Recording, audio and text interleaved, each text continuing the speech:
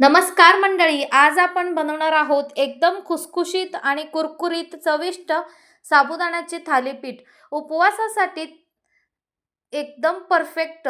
ही recipe एकदम perfect आणि थालीपीठ करताना साबुदाणा चिकट होऊ नये म्हणून थालीपीठ अगदी कुरकुरीत व्हावं यासाठी मी एक खास टिप्स तुम्हाला सांगणार आहे. म्हणून व्हिडिओ अजिबात स्किप न करता शेवटपर्यंत नक्की पहा आणि व्हिडिओला पटकन लाईक आणि सबस्क्राईब करून घ्या. बेल आयकॉनला क्लिक करा जेणेकरून नवनवीन रेसिपीज तुमच्यापर्यंत पोहोचतील. चला तर मग बघूया हे खुसखुशीत साबुदाणाचे थालीपीठ कसं बनवायचं. तर त्यासाठी आपल्याला इथे लागणार आहे साबुदाणा. इथे तुम्ही पाहू शकता साबुदाणा आपण रात्रभर भिजवून घेतलेला आहे आणि इथे बटाटे देखील मी शिजवून घेतलेले आहे. पाव किलो साबुदाणा आहे तर पाव किलो बटाटा लागणार आहे. तर बटाटा आपण शिजवून घेतलेला आहे. 2 मोठे बटाटा म्हणजे पाव किलो बटाटा इथे शिजवून घेतलेला आहे. पाव किलोला पाव असा क्वांटिटी ठेवा म्हणजे एकदम चविष्ट अशी थालीपीठ बनतात. तर आपण हे आता एका मोठ्या भांड्यामध्ये काढून घेऊयात जेणेकरून व्यवस्थित मिक्स करता येईल. आता आपण बटाटे मॅश करून घ्यायचे. साबुदाण्याची खुसखुशीत थालीपीठ एकदम कुरकुरीत आणि चविष्ट उपवास स्पेशल साबुदाणा थालीपीठ तुम्ही कधी याआधी खाल्लात का? खाल्ले असेल तर नक्की कमेंट करून कळवा की कोणत्या पद्धतीने तुम्ही बनवलात. तर इथे आपले बटाटा मॅश करून झालेला आहे. आता आपण याच याच टोपलीमध्ये हे सगळं घालून घ्यायचं आहे. याच भांड्यामध्ये आपण संपूर्ण मसाले यामध्ये घालून घेऊयात. तर कसा बनवायचा संपूर्ण रेसिपी पहा, एकही स्टेप न मिस करता. तर पहा या पद्धतीने आपण बटाटा यामध्ये पाव किलो घालून घेतले, मॅश करून घेतलेले आहेत. आता आपण ठेचा घालून घ्यायचं.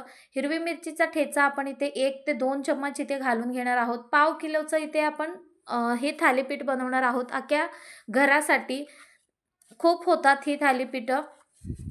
आता आपण यामध्ये शेंगदाण्याचं कूट, ओबडधोबड कुटलेली शेंगदाण्याची कूट यामध्ये घालून घेणार आहोत. शेंगदाण्याचं कूट यामध्ये घालून घेतलं. त्यानंतर आपण मीठ घालून घ्यायचं चवीनुसार. अगदी झटपट आणि एकदम चविष्ट रेसिपी आहे मंडळी. तुम्ही ही एकदा ना एकदा नक्की ट्राय करा. तर पहा वरून थोडंसं आपण ठेचा, आणखीन थोडंसं ठेचा यामध्ये मी घालून घेतलेला आहे. आता हे सगळं व्यवस्थित आपल्याला मिक्स करून घ्यायचं आहे. एकदम चविष्ट रेसिपी आहे. खुसखुशीत आणि एकदम कुरकुरीत साबुदाण्याचे थालीपीठ घरी अगदी सोप्या पद्धतीने कसे बनवायचे ते या व्हिडिओमध्ये पाहूयात. उपवासासाठी खास साबुदाणा पद्धत आणि थालीपीठ खुसखुशीत होण्यासाठी सोप्या टिप्स या व्हिडिओमध्ये सांगितलं आहेत. तर पहा हे सगळं व्यवस्थित मिक्स करून घ्यायचं आहे. आपण साबुदाणा चिकट होऊ नये म्हणून रात्रभर साबुदाणा भिजवून ठेवायचं जेणेकरून अजिबात चिकट होत नाहीत आणि एकदम परफेक्ट अशी थालीपीठ आपल्या बनतात. तर पाहू शकता एकजीव असे 2 ते 3 मिनिटासाठी आपण मिक्स करून घेतलं तर एकजीव असा होऊन जातो. तर पाहू शकता या पद्धतीने. आता आपण लगेचच पॅन ठेवून घेऊयात. पॅनला थोडंसं तेल लावून घेऊयात. तेल लावून थोडंसं गरम होऊ द्यायचं आहे. जरा जास्त गरम करून घ्यायचं जेणेकरून थालीपीठ चिटकणार नाही. जेव्हा आपण पॅन व्यवस्थित गरम होईल त्यानंतरच तेल लावा जेणेकरून थालीपीठ चिटकणार नाही. तर पहा या पद्धतीने आपण पॅनला थोडंसं तेल लावून घेतलं. त्यानंतर आपण एक गोळा घ्यायचा आहे. या पद्धतीने खूप मोठाही घेऊ नका आणि खूप छोटाही घ्यायचा नाही. हातामध्ये आपण एक गोळा असा घेऊयात किंवा तुम्ही कपड्यामध्ये देखील हे थालीपीठ करून घेऊ शकता. जसं आपण पिठाचं थालीपीठ बनवतो किंवा डाळीचं थालीपीठ बनवतो त्याच पद्धतीने यालाही तुम्ही कापड्यावर करून त्यानंतर तव्यामध्येही घालू शकता.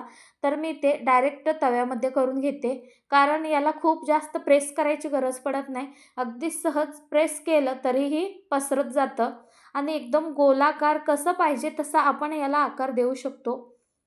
तर पाहू शकता या पद्धतीने एकदम पातळ असा हा आपला थालीपीठ मोठं पसरट करून घ्यायचं आहे.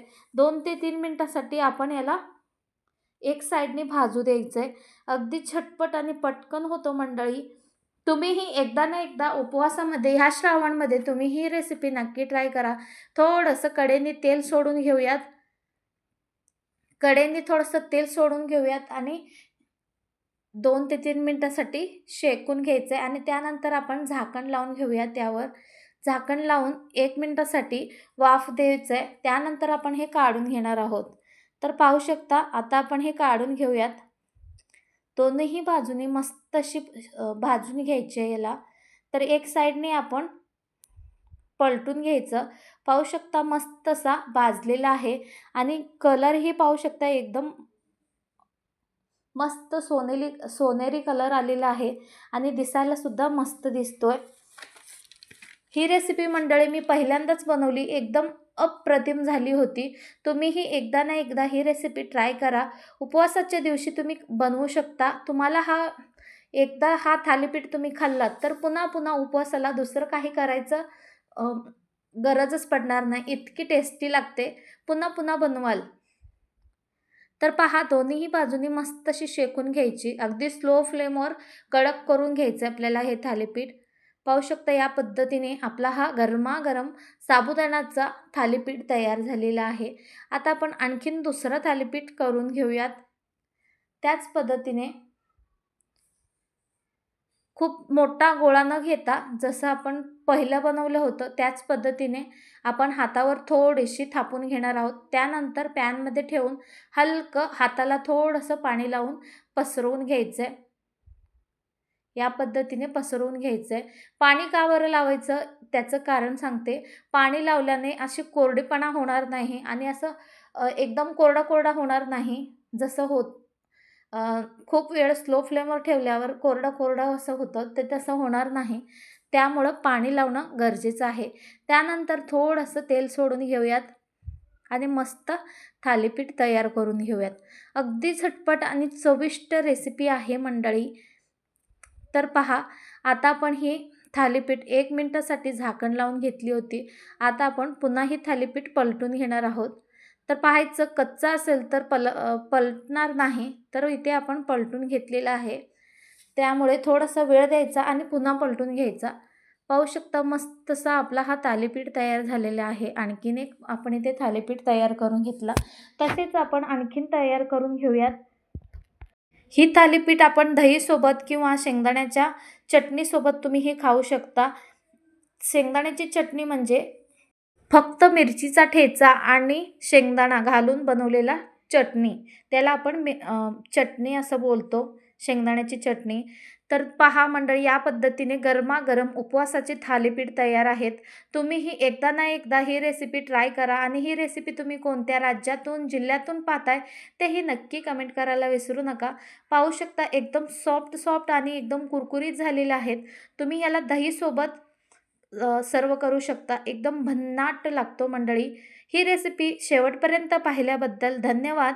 अशाच नवनवीन रेसिपीसाठी लाईक, शेअर आणि सबस्क्राईब करायला विसरू नका. मंडळी ही रेसिपी तुम्ही कुठून पाहताय ते नक्की कमेंट करून कळवायला विसरू नका. चला तर भेटूयात पुढच्या व्हिडिओमध्ये. Bye bye.